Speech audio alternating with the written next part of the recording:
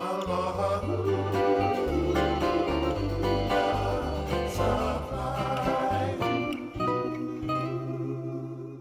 E tiena hotinie, maeva. Maeva e manava i te wharereira. O Steve to oioa. Yaorana. Aloha e mahalo tato pato.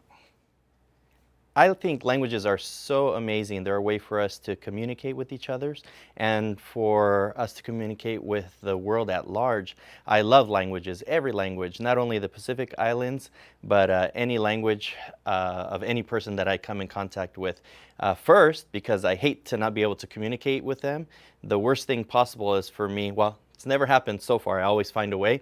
But it's the worst feeling in the world when somebody's trying to communicate with you, they want information, or they just want to bond, and you're unable to give that back, or you're unable to understand what they're saying. So I made it at some point in my life, I can't even tell you when, I made it my mission to learn to communicate, if not through sign language, through verbal language, and of course being an Reo Tahiti dancer for many years, and for being a choreographer, you have to learn the language. If you're in the Reo Tahiti or in the hula business or in any Polynesian dance, you know that the language is the heart of that dance. You can't dance it correctly, at least, if you don't know the language first and foremost. Now, being married to a native Tahitian, I pushed myself to know that language even more, especially not so much for my wife. She speaks several languages, but for her family, you know, I have to be able to connect with her family that's from the outer islands, from Ra'atira, from Moorea, from Tahiti. They speak only those languages, most of the older generation. So I pushed myself to speak it, if not only for us and our family, but for them.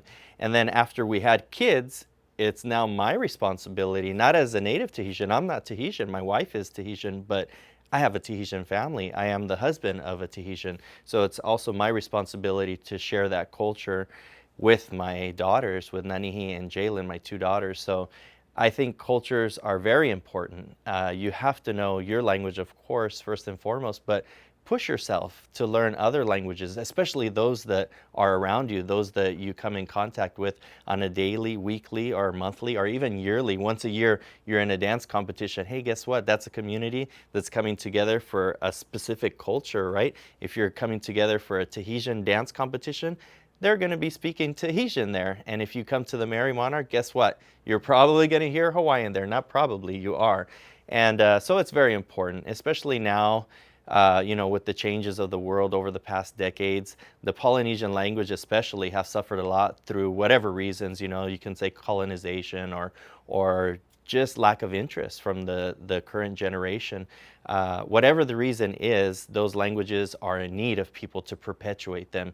And my wife and I have made it our mission to do our best to be perpetuators, or to help perpetuate these languages so that they don't die out. They need to survive for our kids, for the future generations, and for everybody. Because if you lose that language, the culture is not far behind. Welcome to Art Pacifica, powered by the world's largest Polynesian dance store, Aloha Hula Supply. Become a member to enjoy video content, monthly specials, quarterly giveaways, and discounts on premium workshops. Together, let's learn, share, teach, and grow as we uplift our cultures and support each other. Mahalo!